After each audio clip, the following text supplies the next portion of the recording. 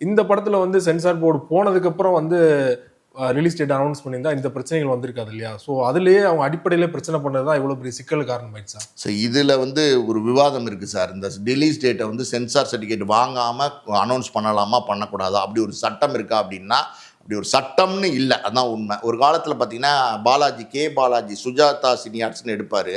அவர் எடுக்கிற எல்லா படமே பார்த்தீங்கன்னா ஜனவரி 26 சுதந்திர தின அன்னைக்கு ரிலீஸ் டேட் அனௌன்ஸ் பண்ணி சொன்ன மாதிரி பார்த்தீங்கன்னா 4 மாதத்துக்குள்ள படத்தை முடித்து அந்த தேதியில் அனௌன்ஸ் பண்ணிடுவார்.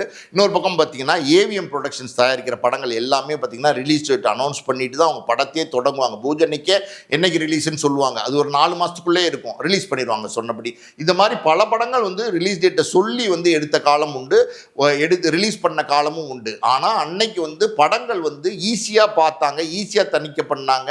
அன்னைக்கு இருக்கிற கண்டென்ட்டில் வந்து நிறைய கன்ஃபியூஷன்ஸ் இல்லை, நிறைய ஒரு வைடர் கண்டென்ட் அன்னைக்கு இல்லை. அதிகபட்சம் ஒரு லவ் ஸ்டோரியாக இருக்கும், இல்லைன்னா ஒரு ஃபேமிலி ட்ராமாவாக இருக்கும், இந்த மாதிரி தான் இருந்துகிட்டு இருந்துச்சு. இன்னைக்கு வந்து பார்த்தீங்கன்னா நிறைய படங்கள் ப்ரொடக்ஷனே பார்த்தீங்கன்னா ஒரு வருஷத்துக்கு, இந்த வருஷம் போன வருஷம் மட்டும் பார்த்தீங்கன்னா 282 படங்கள் வந்து ரிலீஸ் ஆயிருக்குன்னு சொல்கிறாங்க. அப்போ 282 படங்கள் ரிலீஸ் ஆயிருக்குன்னா எத்தனை படங்கள் தயாரிச்சிருப்பாங்க? இந்த 282 படங்கள் சென்சார் பண்ணி ரிலீஸ் ஆயிருக்கு ஒரு வருஷத்துக்குள்ள, 365 நாளைக்குள்ள.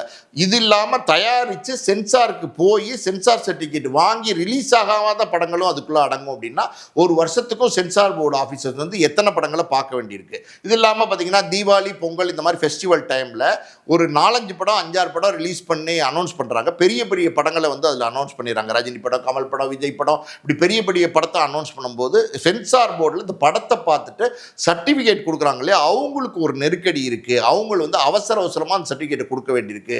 அப்படிங்கிற ஒரு சூழ்நிலை இருந்ததுனால சென்சார் போர்டு வந்து ரிக்வஸ்ட் பண்ணிக்கிட்டாங்க. அப்போ தயாரிப்பாளர்கள்ட்ட என்ன சொன்னாங்கன்னா, இந்த மாதிரி வந்து சென்சார் போர்டு சர்டிஃபிகேட்டை வாங்கிட்டு ரிலீஸ் தேதி போடுங்க அப்படின்னு.